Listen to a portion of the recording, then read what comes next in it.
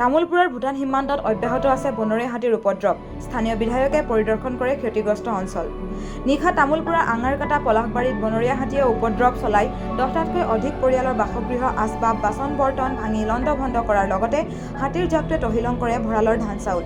প্ৰতিকূল বতৰৰ মাজতে নিশা 2মান বজাত ভূটান পাহাৰৰ পৰা নামি অহা বনৰীয়া হাতীৰ উপদ্ৰৱত কথম্পি প্ৰাণ ৰক্ষা পৰে এটি পৰিয়ালৰ মাতৃ পুত্ৰসহ কেইবাগৰাকী লোক। আজি স্থানীয় বিধায়ক জলেন দৈমাৰী, BTCৰ MCLA বিজিত গৌৰা নাৰ্জাৰী ক্ষতিগ্ৰস্ত স্থান পৰিদৰ্শন কৰাৰ লগতে চৰকাৰৰ তৰফৰ পৰা হাতী মানুহৰ সংঘাত নিৰাময়ৰ বাবে যৎপৰোনাস্তি চেষ্টা কৰা হ'ব বুলি মন্তব্য আগবঢ়ায়।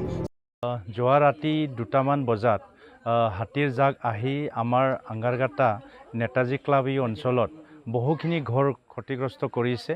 মই ৰাতিপুৱাই খবৰ পাইছোঁ, খবৰ পাই মই আহিছোঁ, আহি চালোঁ সঁচাকৈ তামোল বাগানৰ পৰা লৈ কল বাগানৰ পৰা লৈ মানুহ থকা ঘৰ কমপ্লিটলি সম্পূৰ্ণভাৱে ইয়াত বহুত ঘৰ ভাঙিছে।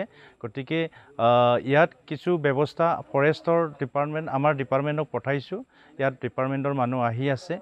তথাপিও মই আমাৰ ডিপাৰ্টমেণ্টলি মন্ত্ৰী ডাঙৰীয়াক অনুৰোধ জনাম তামোলপুৰ বিধায়ক হিচাপে যে আমাৰ সমষ্টিত হাতী মানুহৰ সংঘাত প্ৰতিদিনে হৈ থাকে, ইয়াৰ কাৰণে স্পেচিয়েলি ইয়াত স্পেচিয়েলি চোৱা চিতা কৰাৰ কাৰণে মই মন্ত্ৰী ডাঙৰীয়াক অনুৰোধ জনাইছোঁ। বহুত ঘৰ ভাঙিছে, গতিকে 16টা ঘৰ ইয়াত ভাঙিছে। গতিকে চৰকাৰৰ তৰফৰ পৰা যিহেতু এটা আমাৰ ছিষ্টেম আছে হাউচ ডেমেজৰ কাৰণে, ইয়াত আমাৰ আৰু যিখিনি তামোল গছ বা বিভিন্ন ভাঙাৰ কাৰণে ইয়াত এটা আমাৰ চৰকাৰী নিয়ম আছে, সেই নিয়ম হিচাপে ইয়াত দিয়াৰ কাৰণে ব্যৱস্থা কৰা হ'ব।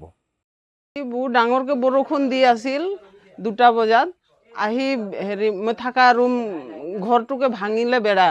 তাৰপিছত প্ৰথমতে গম পোৱা নাছিলোঁ, মই টোপনি আছিলোঁ। তাৰপিছত আকৌ আৰু এবাৰ যেতিয়া টানিলে বিছনাবোৰ লাৰি আছে তেতিয়া গম পাইছোঁ। গম পাই পিছত উঠি মই মোবাইলো বেছি চাৰ্জ নাই, তথাপিও মোবাইলেদি টৰ্চ মাৰি চাওঁ যে বহুত ডাঙৰ হাতী আহি থিয় হৈ আছে। হাতীটো বহুত আছিল, গতিকে সন্মুখতো এটাই আছিল ডাঙৰটো, আৰু এইপিনে আধা কলগছ খাই আছে, আধা ঘৰটো ভাঙি আছে। পিছত মই আৰু এতিয়া উপায় নাপাই হাতযোৰ কৰি বহি আছোঁ, বাবা ইমান বৰষুণ আহিছে না, কাকো মাতিবও নোৱাৰোঁ, তেনেকুৱা মোবাইলত নেটৱৰ্কো নাই। তথাপিও ইফালে ইফালে ফোন কৰোঁ, ক'তো ফোনো নালাগে।